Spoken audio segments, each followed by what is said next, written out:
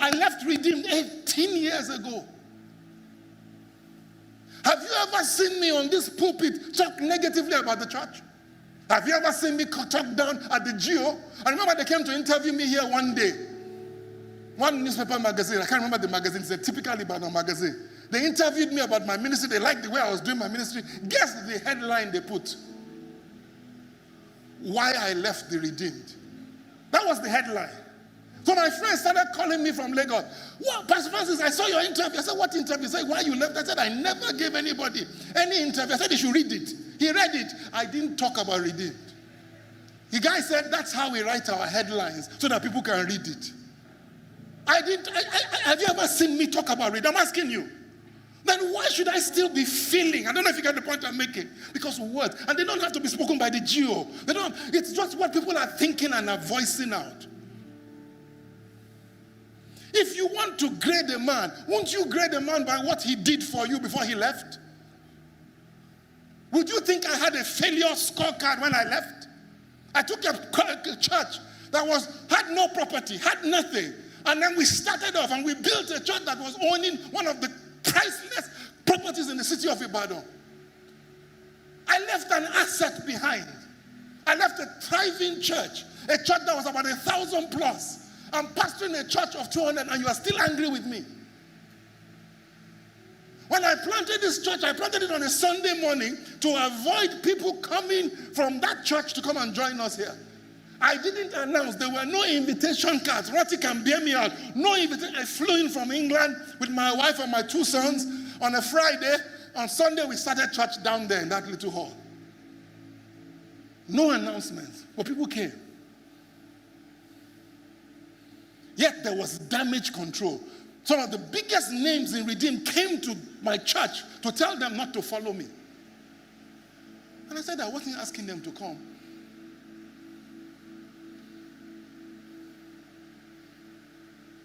"18 years. Words have been spoken.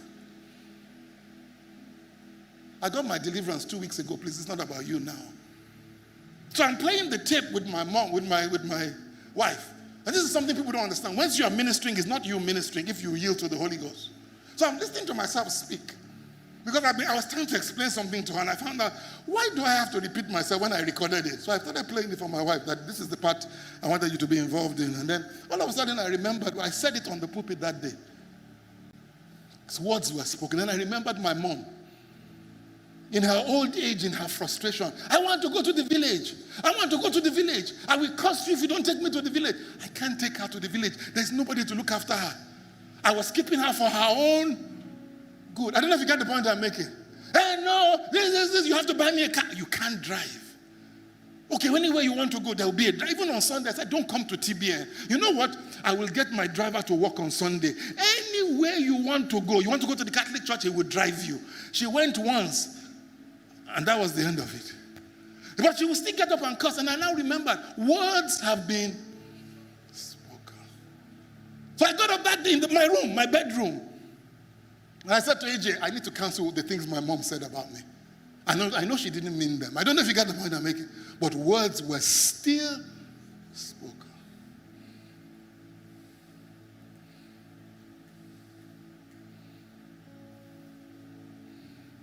Some of you have left your husband's house. You've left him alone. You have not even asked him for alimony. You've not asked him to give you a penny. But he's still talking about you till today. Words are spoken. Some of you is your wife. You've left. You've moved on. You are married again. You have 6 children. Words are spoken. Some of you, your former boss, you helped him. You did everything you were supposed to do. You made all the sacrifices. You left. And as you were leaving, he was cursing you. And you said, I'm a Christian. That doesn't count. Well, it does. Because if it is lawful, he has a right to speak over your life.